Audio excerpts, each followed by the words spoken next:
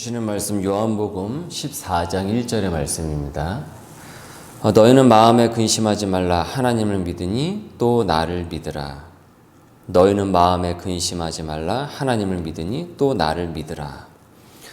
불안한 이들에게 마음에 근심하지 말라라는 제목으로 하나님 말씀 전하겠습니다. 걱정도 팔자라는 말이 있습니다. 맨날 걱정을 달고 사는 이에게 가르칠 때 이제 그렇게 표현을 합니다. 그러나 요즘은 걱정을 안 할래 안 할 수 없는 일들을 우리가 겪고 있지 않습니까?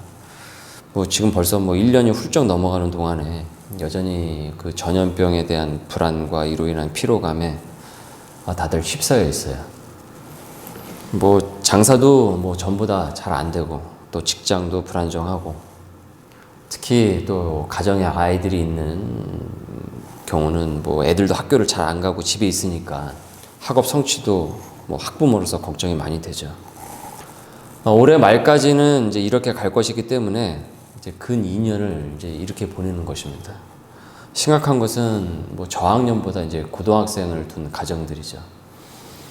상위권과 하위권의 격차가 더 커지고 중위권은 이제 점점 얇아져요. 그러니까 아주 잘하던가 아주 못하던가. 앞으로 이 코로나 세대의 이 문제가 이제 사회 문제로 대두가 될 것이다. 그리고 이 축적된 것은 굉장히 많은 여러 가지 우리가 예상하지 못한 일들이 이제 벌어지게 될 것이다. 이렇게 예상을 하고 있습니다.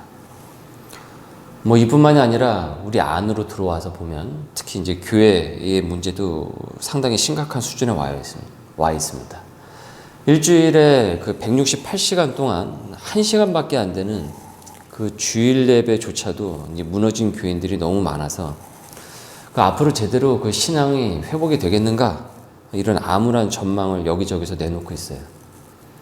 사실은 코로나 그 전부터 이제 균열의 조짐은 좀 있었는데 지금은 와르르 무너진 이들이 많이 있습니다. 코로나 전에도 주일학교가 잘 안 돼서 부산에 그 통계를 낸 적이 있었는데 상당수의 교회들이 주일학교가 없는 경우가 많았거든요. 근데 지금 이것이 서울에서도 많이 그래서 주일학교가 문 닫는 교회들이 여러 있다라는 얘기예요. 이뿐만이 아니라 전반적으로 걱정거리가 태산인 시대를 지금 우리가 이렇게 살아가고 있습니다. 사실 이 모든 문제들을 다 끄집어내가지고 근심을 하기 시작을 하면은 이거 앞으로 이제 우리는 어떻게 사나 이런 근심에 근심이 더해져서 이제 우울해질 수가 있어요. 우린 이미 예전에 안 좋은 기억이 있어요. 어떤 기억이 있습니까? IMF 때 국가가 부도가 났다고 하니까 그 시기에 제가 군입대를 했습니다. 2년 2개월을 군복무를 했는데 이제 군에 있다 보니까는 아무래도 이제 사회와 단절이 되지 않습니까? 지금은 군대에서 인터넷도 사용을 할 수 있고 휴대폰도 사용할 수 있지만 제가 군 생활했던 그 당시에는 통신 보안을 이유로 모든 것이 다 단절이 되던 시기였거든요. 저 때인가 한 간부가 여전히 지금 이제 기억이 생각이 나는데 그런 말을 했어요. 야, 너희들은 때 잘 맞춰가지고 군대 온 줄 알라고. 지금 IMF가 터져가지고 지금 난리인데 니들은 군대 안에 있으니까 그런 걱정을 더는 것이라고. 그러니까 걱정 붙들어 매고 제대할 때까지 사회 나갈 준비나 잘하라고. 니들이 걱정한다고 해서 지금 문제가 해결되는 것도 아니니까 아마 제대할 때쯤 되면은 이미 아마 다 끝나 있을 것이다. 이렇게 얘기를 했습니다. 그리고 제가 제대를 하고 나니까 우리 사회가 IMF를 이제 고비를 넘겼다라는 거예요. 그리고 몇 년 후가 좀 지나고 나서 우리나라에서 축구 대회를 하는데 아주 큰 축구 대회를 한다. 그것이 2002 월드컵이었습니다. 그리고 우리가 다 알다시피 4강에 올라서 온 나라가 그냥 빨간색 티셔츠를 입고 소리를 지르고 퍼레이드를 하고 여러분 그 IMF 시기하고 2002년 월드컵이 얼마 되지 않습니다. 그 긴 기간이 아니에요. 몇 년 되지가 않습니다.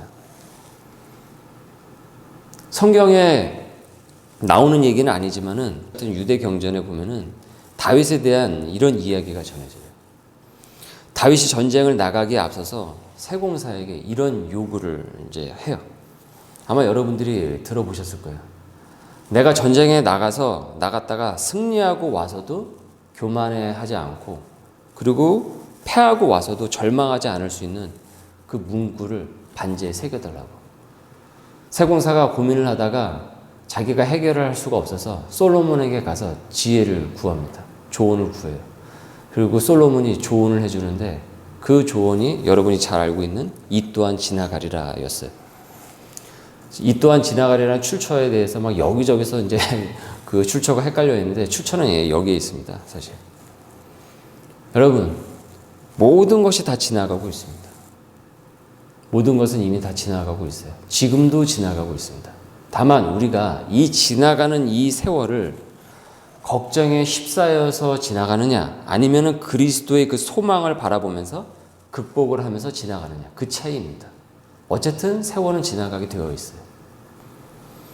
예수님께서 일찍이 이렇게 말씀을 하셨습니다. 한 호흡으로 이 말씀을 한번 보십시오.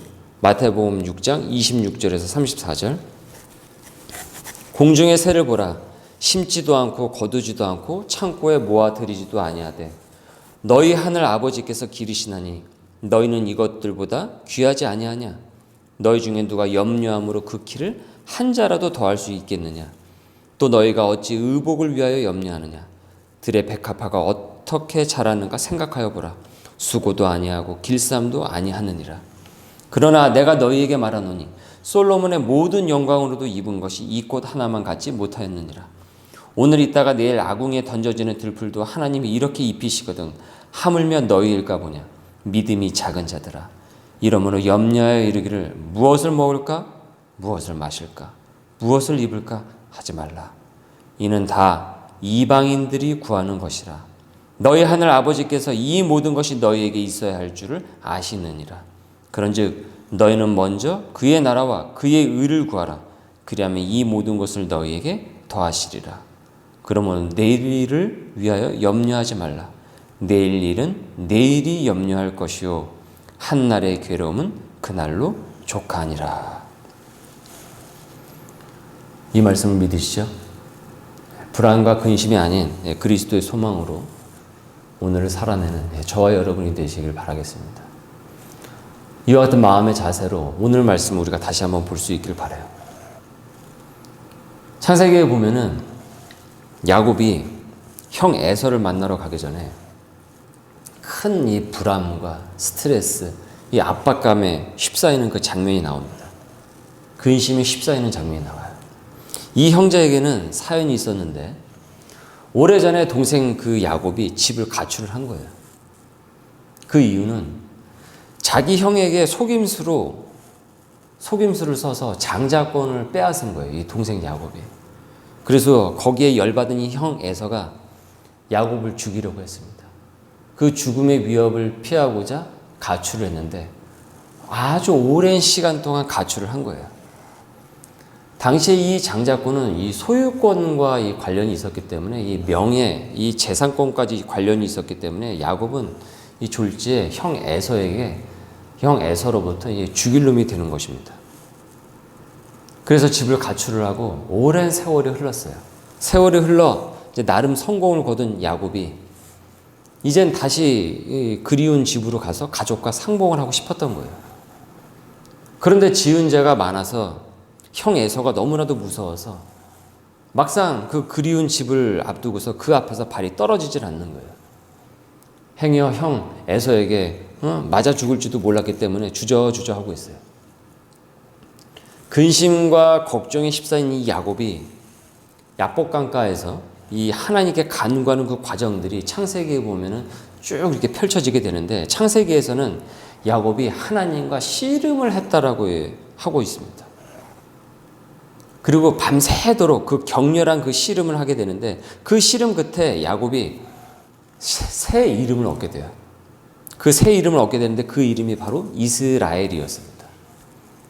그 이름의 뜻은 하나님과 겨루어서 이겼다.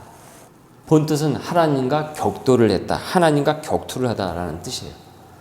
그러니까 지금의 우리 현대 사회에서 쓰는 용어로 표현을 하면은 하나님과 맞짱을 뜨다. 맞짱을 떠서 이겼다라는 뜻입니다. 이 이스라엘의 이 명칭을 지금의 이스라엘은 국가명으로 사용을 하고 있죠. 근데 여러분 한번 가만 보면은 이 이스라엘이라는 이름이 어떻게 보면은 상당히 신성모독적으로 들리지 않습니까? 아니, 인간이 하나님과 맞짱을 떠서 이겨먹었다라는 건데 이게 상당히 불손한 이 이름이란 말이죠.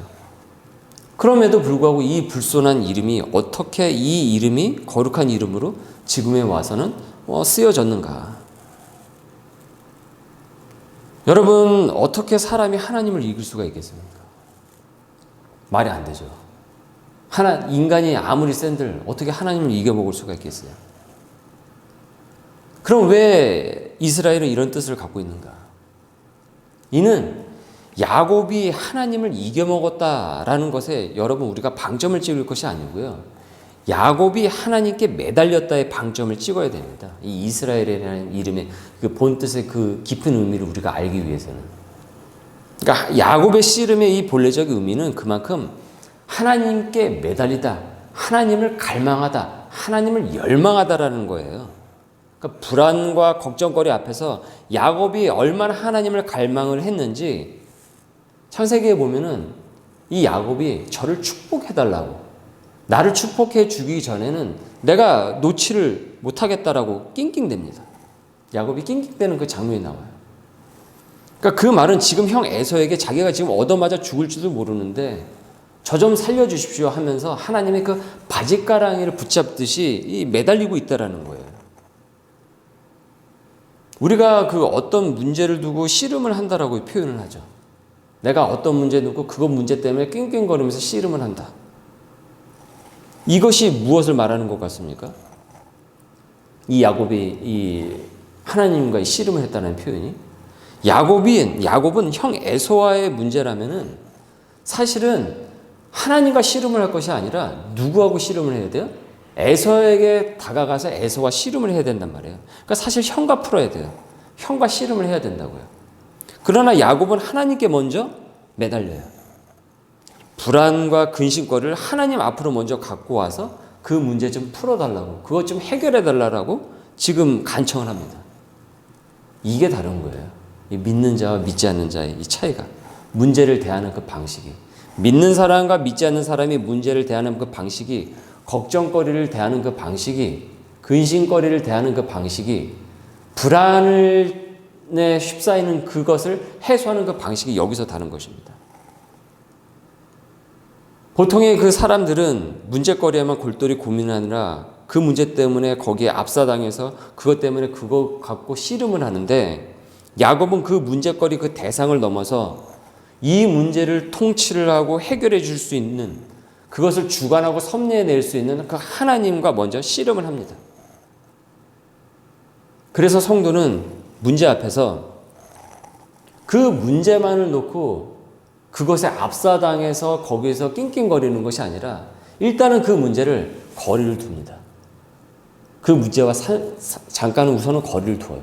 그 다음에 그 문제를 먼저 하나님 앞으로 갖고 와요. 그리고 그 문제를 하나님 앞에서 해결해 달라고 먼저 하나님과 먼저 기도의 씨름을 한다라는 거예요. 하나님 앞에서 그 문제를 갖고 가서 기도의 씨름을 하고 말씀의 씨름을 하는 거예요. 불안과 걱정의 문제만을 놓고 거기에 함몰되는 것이 아니라 그 문제를 하나님 앞으로 가져가요. 야곱은요, 형 에서와의 갈등을 먼저 하나님 앞으로 가져간 거예요. 그래서 하나님과 씨름을 했고 그 이스라엘이라는 그 이름이 거룩한 이름으로 오늘날에 와서 쓰이게 되는 것입니다. 이처럼 야곱은 그 문제를 하나님 앞으로 갖고 가서 씨름을 한 이후에 그 다음에 에서와 대면을 하고 극적으로 갈라졌던 그 형제 사이가 화해를 하게 됩니다. 그의 온몸을 사로잡는 그 불안과 근심이 해결받는 순간이었어요. 그래서 야곱은 그곳을 브니엘이라고 부르는데 뜻은 내가 하나님과 대면하였는데도 불구하고 하나님께서 내 목숨을, 내 생명을 살려주었다라는 뜻입니다.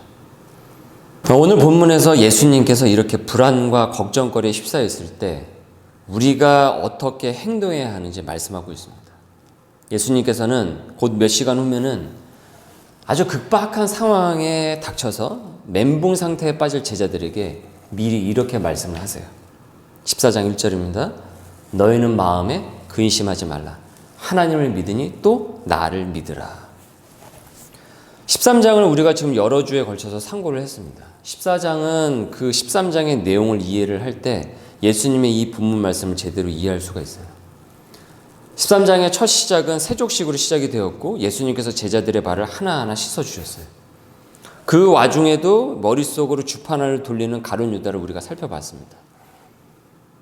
예수님이 그의 발을 깨끗이 씻겨주는 그 순간에도 머릿속으로 무슨 생각을 했습니까? 예수님을 팔아서 얼마나 받을 수 있을까? 그 계산을 하고 있었어요. 그럼에도 불구하고 예수님께서는 그의 속마음을 다 알고 계셨음에도 불구하고 그의 더러워진 발까지 씻겨주셨어요.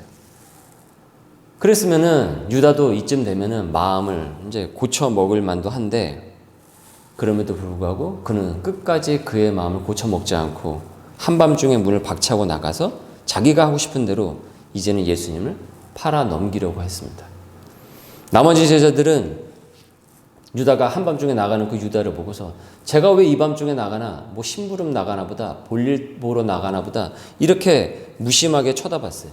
그러니까 눈치가 없었던 것이죠. 그리고 예수님께서 유다가 나간 다음에 우리 같으면 속이 뒤집힐 만한 그런 상황에서도 제자들에게 너희는 서로 어떻게 하라고 그랬습니까? 미워하지 말고 서로 사랑하라 라고 말씀을 하셨어요. 그리고 너희가 그렇게 사랑을 하게 될 때 사람들이 너희가 바로 내 제자인 줄 알게 될 것이다. 이런 따뜻한 메시지를 전해주셨습니다. 그리고는 제자들을 이제 떠날 때가 가까워 왔다고 하시면서 십자가를 곧 지실 것을 예시를 하셨어요.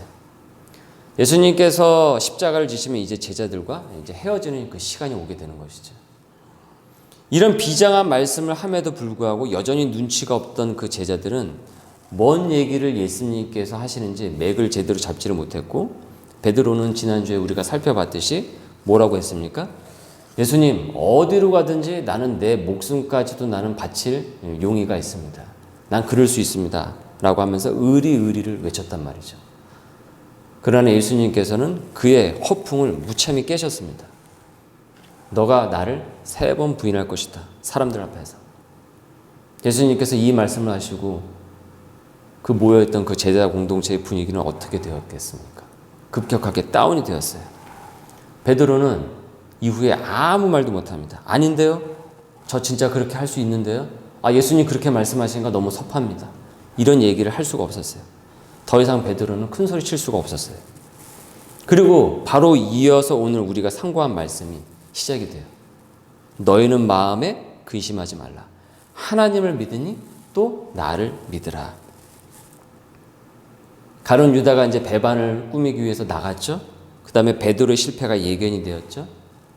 지금 이 분위기에서 급다운이 되었어요. 급다운된 그 분위기에서 예수님께서 지금 말씀을 하시는 거예요. 몇 시간 후면은 유다의 음모가 시작이 되고 사람들이 이제 예수님을 잡으러 온단 말이죠.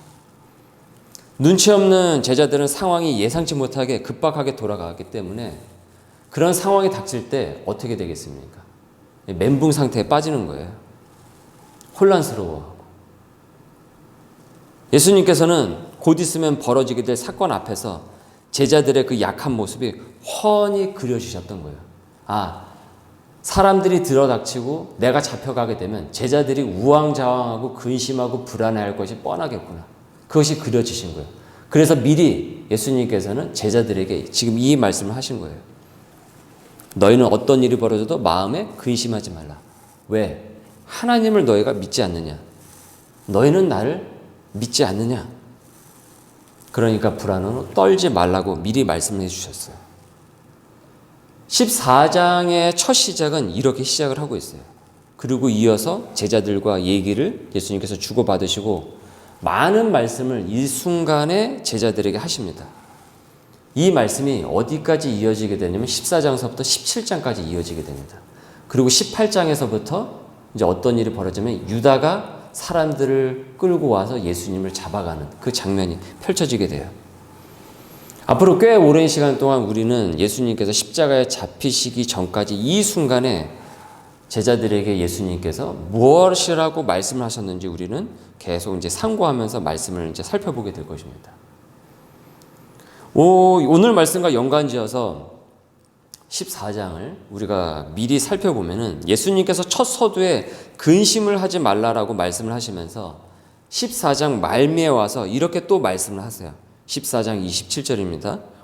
평안을 너희에게 끼치노니 곧 나의 평안을 너희에게 주노라. 내가 너희에게 주는 것은 세상이 주는 것과 같지 아니하니라. 너희는 마음에 근심하지도 말고 두려워하지도 말라.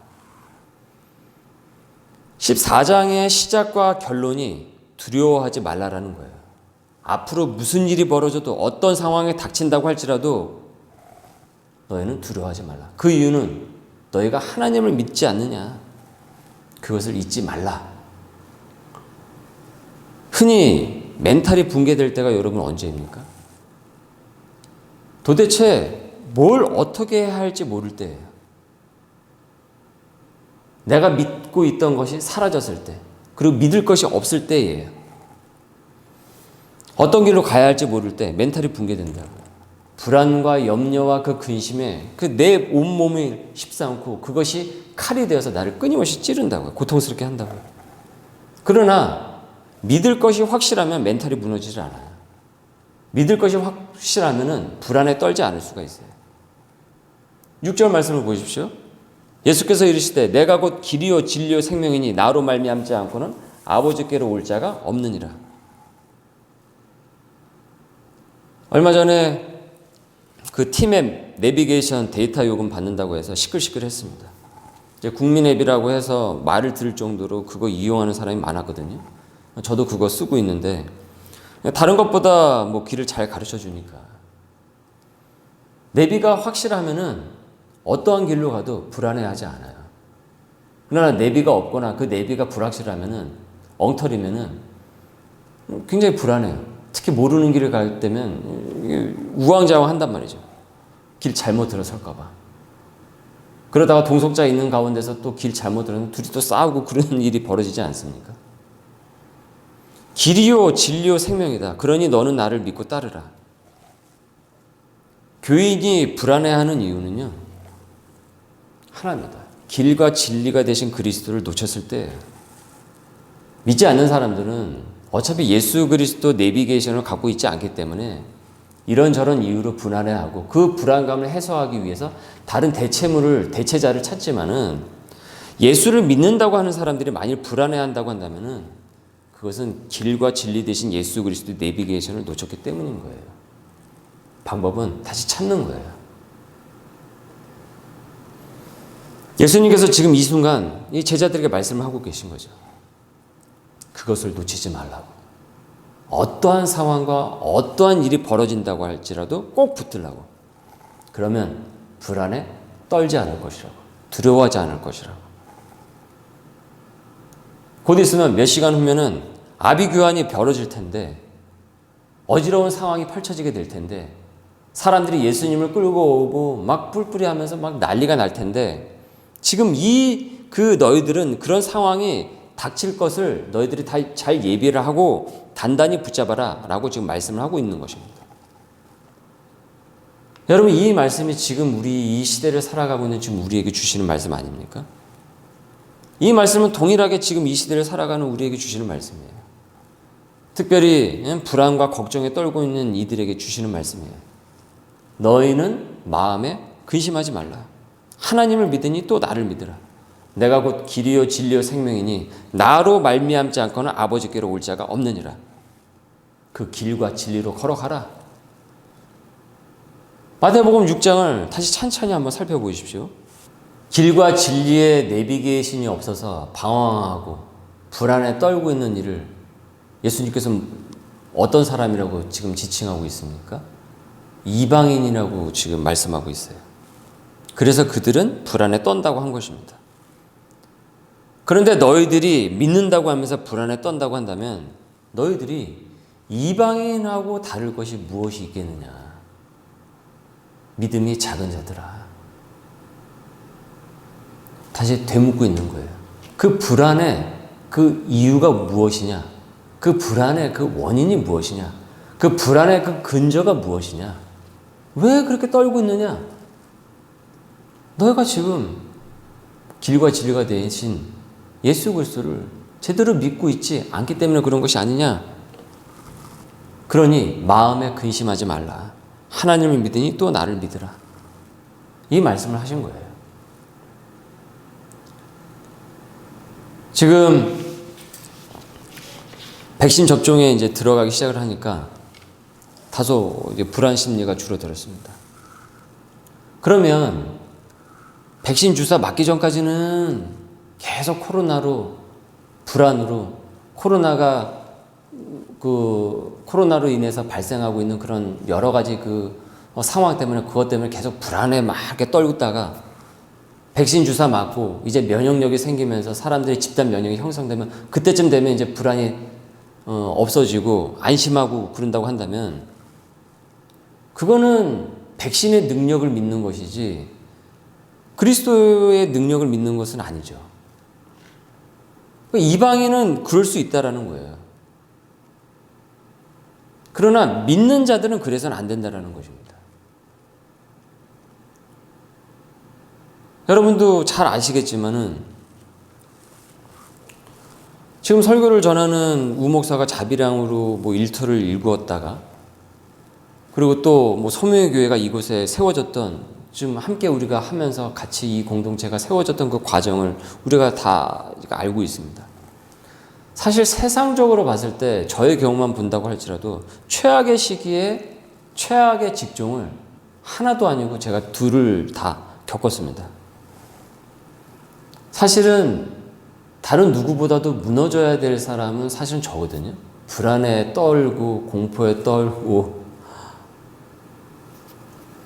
자영업, 교회 목사, 얼마나 그간 여러 가지 순환이 있었습니까? 자세히 언급하지 않아도 충분히 이제 다들 짐작을 하시죠.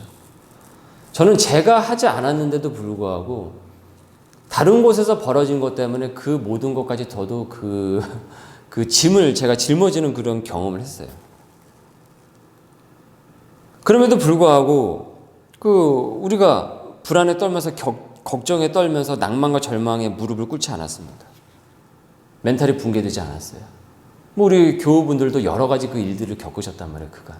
그럼에도 불구하고 우리는 무너지지 않았어요. 거기에 무릎을 꿇지 않았다고요. 그 이유가 어디에 있었습니까? 그리스도의 말씀을 믿고 배우고 상고하고 묵상하고 적용하고 기도하고 거기에 그 근거가 있었어요. 우리에게 근거가 있었던 것이 아니라 우리가 강골이라서 우리가 워낙 단단한 사람이라서 우리가 워낙 강성한 사람이라서 거기에 근거가 있었던 것이 아니라 하나님께 근거를 두었기 때문에 우리가 그 불안에 떨지 않았고 2020년을 극복해낼 수 있었던 것입니다. 그리고 2021년을 지금 맞이하고 있는 것이죠. 그리고 2021년에 벌써 4분의 1은 지나가고 있는 거예요. 제가 날짜를 전체 통칭해서 날짜를 계산을 해보니까 무려 5달 가까이 우리가 모이지를 못했습니다. 그럼에도 불구하고 우리가 예배를 멈추거나 기도를 멈추질 않았어요. 말씀을 멈추질 않았어요. 오히려 더 늘렸죠. 우리가 말씀으로 기도로 더 이겨내자고 하면서. 그래서 불안에 무릎을 꿇은 것이 아니라 어디에 무릎을 꿇었습니까? 하나님 앞에, 그리스도 앞에 무릎을 꿇었습니다. 그랬더니 하나님께서 우리를 이렇게 세워주셨어요. 우리는 그와 같은 간증의 역사를 기억을 하고 있습니다. 2020년이 그렇게 지나갔어요. 이 또한 지나가리라. 이 또한 지나갔어요. 그리고 2021년도 지나가고 있습니다. 그리고 이제 4분의 3 정도 남았어요. 올해가. 우리가 2020년도 믿음으로 우리가 지나갔다고 한다면은 2021년도 그리스도를 믿음으로 지나가고 극복할 수가 있습니다. 그리고 2021년에 하나님께서 우리에게 열매로 또한 인도해 주실 것이에요. 1절 말씀을 한번 봉독을 해보겠습니다. 너희는 마음에 근심하지 말라. 하나님을 믿으니 또 나를 믿으라. 내가 곧 길이요 진리요 생명이니 나로 말미암지 않고는 아버지께로 올 자가 없느니라. 길이요 진리요 생명이 되신 예수 그리스도를 내 인생의 방향등으로 삼고 방향침으로 삼고 불안이 아닌 소망으로 능히 남은 한 해를 이겨낼 수 있는 주님의 귀한 소명인들 되시길, 저와 여러분들이 되시길 주님의 이름으로 소원합니다. 오늘 말씀에 잇대어서 함께 같이 기도하도록 하겠습니다. 주님, 우리의 인생의 길이 되어주시고 진리가 되어주신 하나님, 우리를 다시 소명으로 불러주신 하나님, 감사와 영광 올려드립니다. 오늘 우리에게 남아있는 그 한 해 불안과 두려움 가운데서 우리가 떠는 인생이 아니라 진정 예수 그리스도의 말씀을 붙잡고 기도를 붙잡고 하나님 앞에 나아가고 승리하는 간증의 역사를 써나갈 수 있는 그와 같은 오늘 한 해가 될 수 있도록, 남은 한 해가 될 수 있도록 우리의 삶의 자리를 주님 이끌어 주시옵소서. 우리 함께 같이 기도하도록 하겠습니다.